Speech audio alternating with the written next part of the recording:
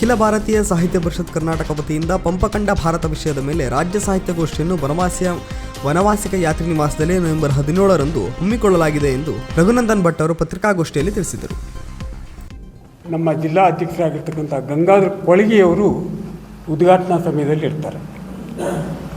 ಎರಡನೇ ಗೋಷ್ಠಿ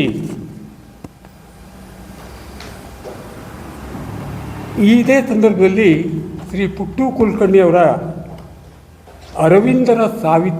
ಶ್ರೀ ಅರವಿಂದರ ಸಾವಿತ್ರಿ ಅನ್ನೋ ಪುಸ್ತಕ ಕೂಡ ಬಿಡುಗಡೆ ಆಗಲಿಕ್ಕಿದೆ ಉದ್ಘಾಟನೆಯ ಸಮಯದಲ್ಲಿ. ಹಾಗೆ ಎರಡನೇ ಗೋಷ್ಠಿಯಲ್ಲಿ ವಿಕ್ರಮಾರ್ಜುನ ವಿಜಯದ ಕರ್ಣ ಈ ವಿಷಯದ ಮೇಲೆ ಡಾಕ್ಟರ್ ಜಗದೀಶ್ ತುರ್ಗನೂರು ಮೈಸೂರು ಪ್ರಾಧ್ಯಾಪಕರು ಇವರು ವಿಷಯವನ್ನು ಮಂಡನೆ ಮಾಡಲಿಕ್ಕಿದ್ದಾರೆ. ಎಲ್ಲ ಜಿಲ್ಲೆಗಳಿಂದ ಸಾಹಿತಿಗಳು ಮತ್ತು ಸಾಹಿತ್ಯದ ಆಸಕ್ತರು, ಸಾಹಿತ್ಯದ ಕಾರ್ಯಕರ್ತರು ಕೂಡ ಬನವಾಸಿಗೆ ಬರಲಿಕ್ಕಿದ್ದಾರೆ. ಪಂಪಕಂಡ ಭಾರತ, ಪಂಪ ಅಥವಾ ಬನವಾಸಿ ಅಥವಾ ಈ ಪ್ರದೇಶ ಏನಿದೆ ಇವತ್ತಿಗೂ ಗುರ್ತ ಮಾಡೋದು ಪಂಪನ ಹೆಸರು.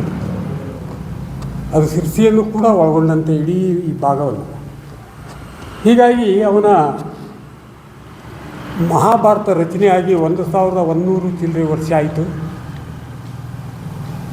ಈ ಸಂದರ್ಭದಲ್ಲಿ ಪಂಪಕಂಡ ಭಾರತವನ್ನು ಸಮಗ್ರವಾಗಿ ವಿಶ್ಲೇಷಣೆ ಮಾಡಬೇಕು ಅನ್ನೋ ದೃಷ್ಟಿಕೋನದಲ್ಲಿ ಸಾಹಿತ್ಯಗೋಷ್ಠಿಯನ್ನು ಸಂಘಟನೆ ಮಾಡ್ತಾ ಇದೆ.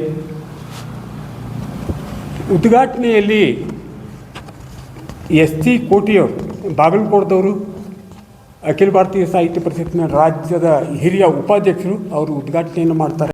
ವೀಕ್ಷಕ ಮಹಾಪ್ರಭುಗಳೇ, ನಮ್ಮ ಚಾನಲ್ ಅನ್ನು ಸಬ್ಸ್ಕ್ರೈಬ್ ಮಾಡಿ, ಶೇರ್ ಮಾಡಿ, ಪ್ರೋತ್ಸಾಹಿಸಿ.